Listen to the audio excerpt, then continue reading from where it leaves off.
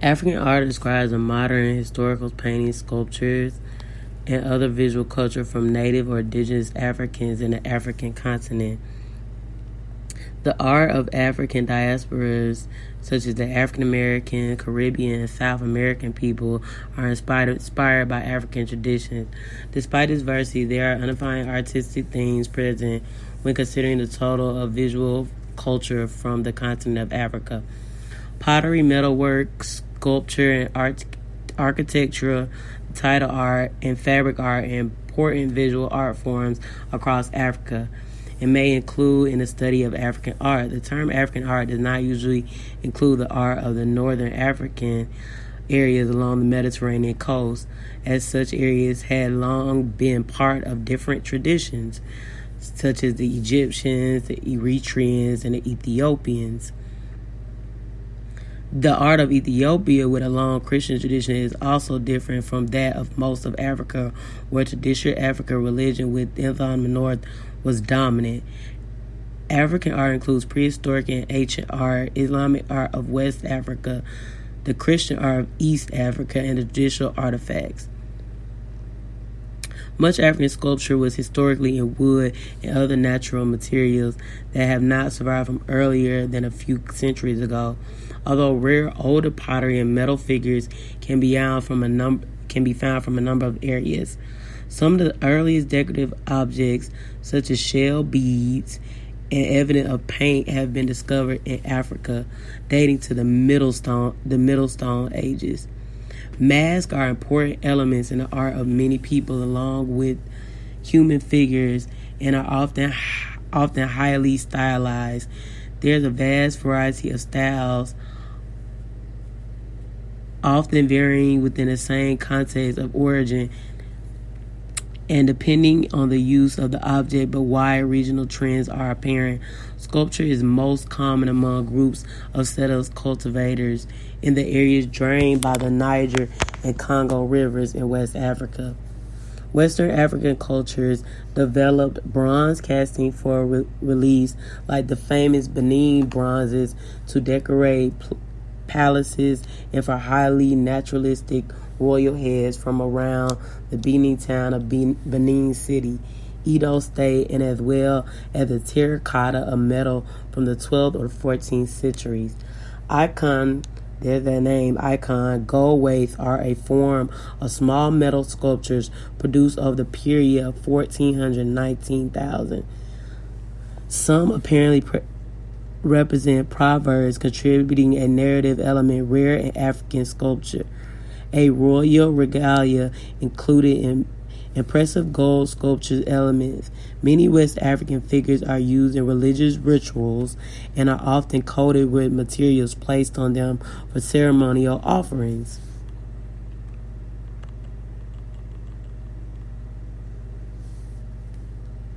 Many West African figures are used in religious rituals and are often coated with materials placed on them for ceremonial offerings.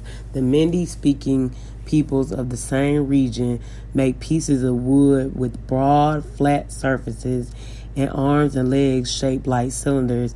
In Central Africa, however, the main distinguishing characters include harp-shaped faces that are curved inward and display patterns of circles and dots. Traditional African religions have been extremely influential on African art forms across the continent. African art often stems from the themes of religious symbolism, and many pieces of art are created for spiritual rather than purely creative purposes.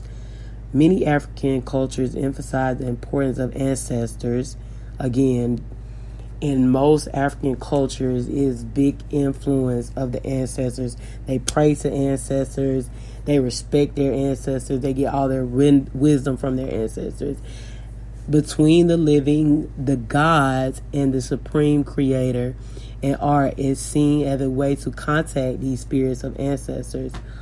Art may also be used to depict gods and as a value of functional purposes. However, it is important to note that the arrival of both Christianity and Islam have also greatly influenced art of the African continent, and traditions of both have been integrated within the beliefs and artwork of traditional African religion. During and after the 19th and 20th century colonial period, Westerners long characterized African art as primitive. The term carries with the negative connotations of underdevelopment and poverty, which it was not, because everywhere around the world, not just Africans, but you have the Westerns, you have the Greeks, you have the Vikings. Everybody used art, and everybody had their primitive way of displaying art and what they saw around them, and using natural materials to design these primitive art forms. Colonization during the 19th century set up a Western understanding hinged on the belief that African art lacked technical ability due to its low socioeconomic status. In a situation where the established avant-garde was straining against the constraints imposed by serving the world period, African art demonstrated the power of supremely well-organized forms produced not only by responding to the faculty of sight, but also and often primarily the faculty of imagination, emotion, and mystical and religious experiments. I.e., the Egyptians, they believed in Iris and Osiris and all these different, like Amun-Ra and the sun god. So these are all art forms that are depicted in African art, and their history told stories of what they believed at that time. These artists saw in African art a formal perfection and sophistication unified with phenomenal expressive power. The study of and response to African art by artists at the beginning of the 20th century facilitated an explosion of interest in the abstraction, organization, and reorganization of forms and the exploration of emotional and psychological areas. Again, it's connected to the psychological areas of Western art. So they connected them in a way where it was like more psychological. By these means, the status of visual art was changed. Art ceased to be merely and primarily aesthetic, but became also a true medium for philosophical and intellectual discourse, and hence more truly and profoundly aesthetic than ever before. Ghana is most famous for creating the most famous and bona fide African expressions, and makes these range wood carvings, brass work, figures, gems, and different types of materials. Ghana still holds up to be the notary of the nation within this phase of minerals such as gold, diamonds, silver, bronze. A kente is a traditional multicolored and hand-woven quilted cloth. It is also a source of silk and cotton texture made of interlaced cloth strips. The cloth is central to the Ghanaian culture, and it is also traditionally used to be worn as a wrap around both men and women, with slightly different variations for the both of them. And with speaking on the culture, I think Islamic brought more of a patriotic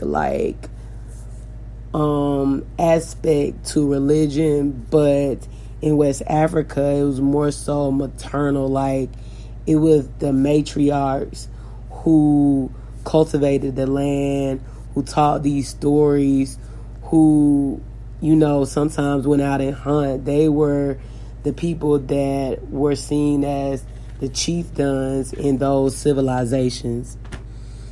There are different colors, surrounding some of the art in Africa, which is black, which is the sign of maturation, white, which is purification. That's why you'll see a lot of white in a lot of ceremonies. Yellow, which is preciousness, blue, which is peacefulness, and red, which is bloodshed. So a lot of art forms Red symbolizes blood.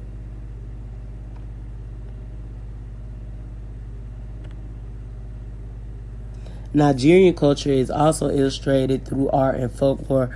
Nigeria draws its inspiration for their art form, traditional folk heritage of their region.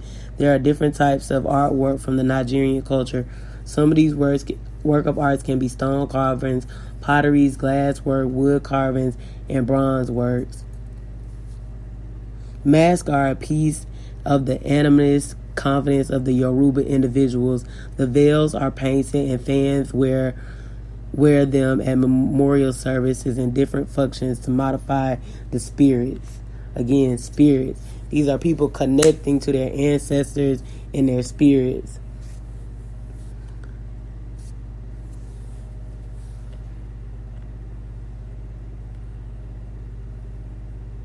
The Nok culture is an early Iron Age population whose material remains the name of the Ham village of Nok, another ancient civilization in Africa that played an important part on our psychological minds today.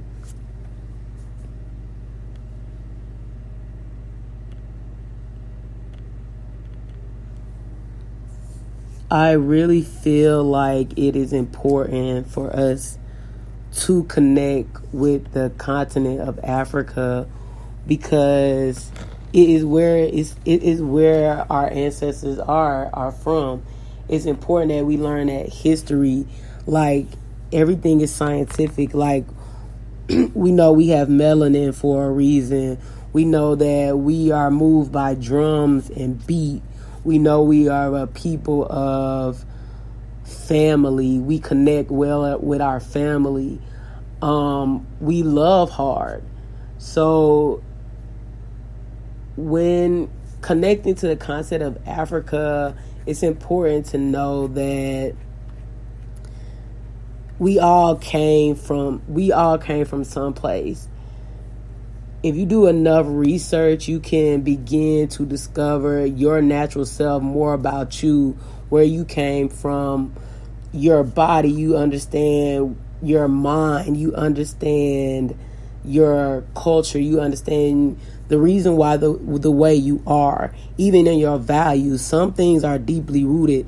Some things we didn't discover until we got of age, and it's called enlightening and awakening for a reason. So with more extensive research, I hope more and more people connect to their roots in Africa. I hope people learn more about their history, learn more about their ancestors, go down a genealogy or ancestry research endeavor, just so you can know who you are. And that way you can move around this earth and create the energy that you want for the future. Thank you.